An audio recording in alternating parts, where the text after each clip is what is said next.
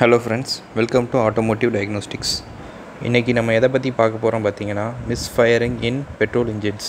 அதாவது ஒரு பெட்ரோல் இன்ஜினில் வரக்கூடிய மிஸ்ஃபயரை பற்றி தான் பார்க்க போகிறோம்.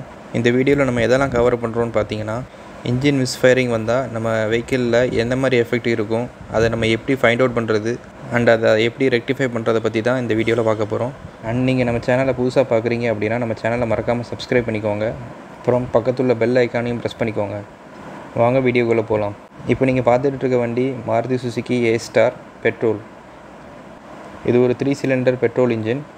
இந்த வண்டி ஆனுவல் ஆயில் சர்வீஸ்க்காக நம்ம கராஜுக்கு வந்திருக்கு. அண்ட் கஸ்டமரோட மெயின் கம்ப்ளைண்ட் என்னென்னா, வண்டியோட வைப்ரேஷன் அதிகமாக இருக்குது, ஸ்லோவில் பிக்கப் கம்மியாக இருக்குது, அண்டு ஸ்பீட் பிரேக்கரில் வண்டி சில நேரங்களில் ஆஃப் ஆகுது. இதனால் அவர் ஓட்டும்போது 1 வீக்காக வண்டியோட மைலேஜ் ரொம்ப ட்ராப் ஆகிருக்கு. ஸோ நம்ம மெக்கானிக் வண்டியை ட்ரையல் பார்க்குறாங்க.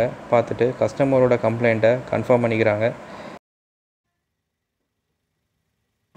இப்போ இந்த வீடியோவில் நீங்கள் பார்க்குறீங்க, இன்ஜினோட வைப்ரேஷன் அதிகமாக இருக்குது. அது போக நம்ம மெக்கானிக் ட்ரையல் பார்க்கும்போது பிக்கப்பே இல்லை அண்டு ஐட்லிங்கில் ரொம்ப ரஃப்பாக இருக்குது. ஸோ இது எதுக்குள்ளே சிம்டம்ஸ் பார்த்தீங்கன்னா, மிஸ்ஃபயரிங்குள்ள சிம்டம்ஸ் தான். அதாவது ஒரு சிலிண்டர் வேலை செய்யலை.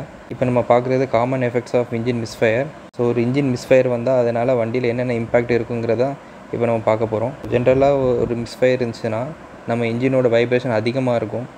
அப்புறம் பார்த்துக்கிட்டிங்கன்னா ஐட்லிங் ரொம்ப ரஃப்பாக இருக்கும். சடன் பிக்கப் அண்ட் ஆக்சிலரேஷன் ரொம்ப கம்மியாக இருக்கும். மைலேஜ் ட்ராப் ஆகிட்டே இருக்கும்.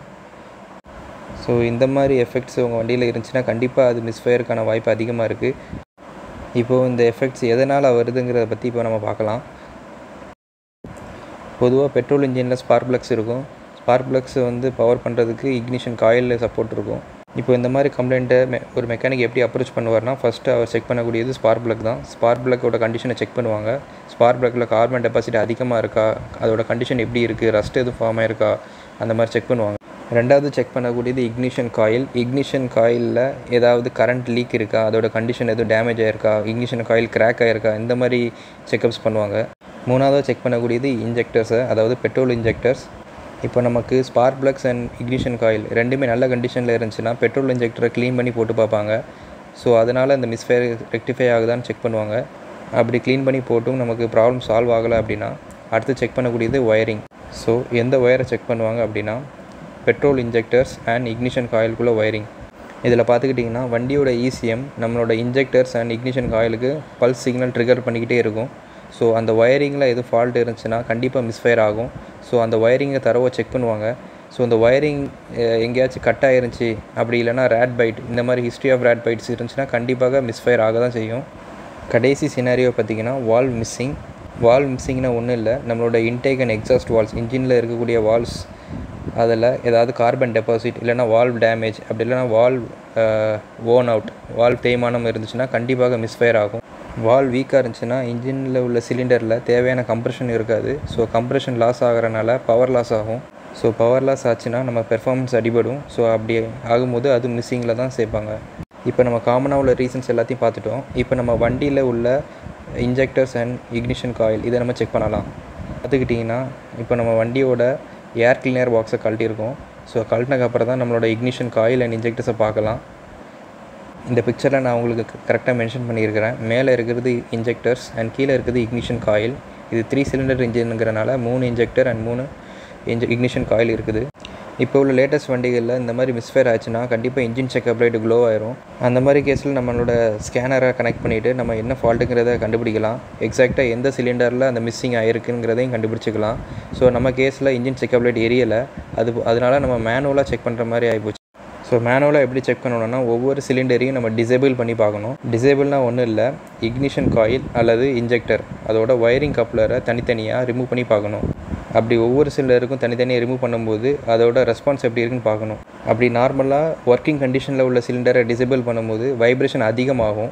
அண்ட் எந்த சிலிண்டரில் ரெஸ்பான்ஸே இல்லை, வைப்ரேஷன் அப்படியே இருந்துச்சு அப்படின்னா அந்த சிலிண்டரில் தான் நமக்கு மிஸ்ஸிங் ஆகிருக்கு. இப்படி தான் நம்ம மேனுவலாக செக் பண்ண முடியும். ஸோ இப்போ நம்ம இந்த வண்டியில் உள்ள இக்னிஷன் காயிலை கழட்டி அதில் உள்ள ஸ்பார்க் ப்ளக்கை செக் பண்ணலாம். இப்போ நம்ம ஸ்பார்க் ப்ளக்கை கழட்டி செக் பண்ணுறோம். இப்போ நம்ம ஸ்பார்க் ப்ளக் நல்ல கண்டிஷனில் தான் இருக்குது, அதை மாற்றணுன்னு அவசியம் இல்லை. இதில் பார்த்துக்கிட்டிங்கன்னா நம்ம ஸ்பார்க் ப்ளக்கில் எந்த ஒரு கார்பன் டெபாசிட்டும் இல்லை அண்டு ரஸ்ட்டும் இல்லை அண்டு மாய்ஸ்சர் இருக்கிற மாதிரி எந்த ஒரு ட்ரேஸஸும் இல்லை. அண்டு முக்கியமாக ஒரு ஃபேக்டரை நான் சொல்ல மறந்துட்டேன் ஃப்ரெண்ட்ஸ். ஸ்பார்க் ப்ளக் இல்லைனா இக்னிஷன் காயிலில் மாய்ஸ்சர் இருந்துச்சுன்னா கூட மிஸ்ஃபயரிங் ஆகலாம். மாய்ஸ்சர் எப்போல்லாம் வர வாய்ப்பு இருக்குன்னா கோல்டு கண்டிஷன்ஸில் வர வாய்ப்பு இருக்குது. அப்படி இல்லைனா இன்ஜினுக்குள்ளே தெரியாமல் வாஷ் பண்ணிட்டாங்க அப்படின்னாலும் வர வாய்ப்பு இருக்குது. ஸோ இப்போ நம்ம வண்டியில் ஸ்பார்க் ப்ளக் நல்ல கண்டிஷனில் இருக்குதுன்னு கன்ஃபார்ம் பண்ணிட்டோம். அண்ட் இந்த வண்டியில் இதுக்கு முன்னாடி ரேட் பைட்ஸ்னால் நம்ம நிறைய எலக்ட்ரிக்கல் லைன்ஸை சரி பண்ணி கொடுத்துருக்கோம். ஸோ நம்ம எலக்ட்ரிக்கல் ஒயரிங்கை டேரெக்டாக செக் பண்ண ஆரம்பித்தோம். ஸோ அப்படி இன்ஸ்பெக்ட் பண்ணி பார்க்கும்போது ஃபஸ்ட் இக்னிஷன் காயில், அதாவது இக்னிஷன் காயில் சிலிண்டர் 1 கப்ளரில் ரேட் பைட் இருந்துச்சு. ஸோ இதுவே ஒரு பெரிய ரீசனாகவே இருக்கலாம். இப்போ பார்த்துக்கிட்டிங்கன்னா நம்ம டேமேஜான கப்ளரை தனியாக எடுத்துகிட்டு அதை மென்ஷன் பண்ணி காட்டியிருக்கிறேன். இதில் பார்த்துக்கிட்டிங்கன்னா 3 ஒயர் இருக்குது. அதில் ஒரு ஒயர் வந்து இக்னிஷன் மெயின், அதாவது 12 வோல்ட் பாசிட்டிவ் சப்ளை. ரெண்டாவது ஒயர் பார்த்துக்கிட்டிங்கன்னா பாடி கிரவுண்ட், அதாவது சேஸ் கிரவுண்ட், அதை நம்ம பேட்டரியோட நெகட்டிவ் டெர்மினலில் கனெக்ட் பண்ணியிருப்பாங்க. மூணாவது ஒயர் பார்த்துக்கிட்டிங்கன்னா இசிஎம்மோட இக்னிஷன் பல்ஸ். நமக்கு எந்த டயத்தில் ஃபயரிங் ஆகணுமோ அந்த டயத்தில் அந்த பல்ஸ் வரும். ஸோ இது ஜென்ரேட் பண்ணுறது இசிஎம் தான். இப்போ பார்த்துக்கிட்டிங்கன்னா நம்ம கப்ளரை ரீப்ளேஸ் பண்ணிவிட்டு அதை இக்னிஷன் காயிலில் கனெக்ட் பண்ணிவிட்டு நம்ம வண்டியை ஸ்டார்ட் பண்ணியிருக்கிறோம். அண்ட் இன்ஜின் இப்போது ஐட்லிங்கில் ரன் ஆகிட்டு இருக்குது. எந்த ஒரு வைப்ரேஷனும் இல்லாமல் ஸ்மூத்தாக ரன் ஆகிட்டு இருக்குது. ஒரு சின்ன ஒயரிங் பிரச்சனையால் வண்டியோட பெர்ஃபார்மன்ஸை அடிபட்டிருக்கு.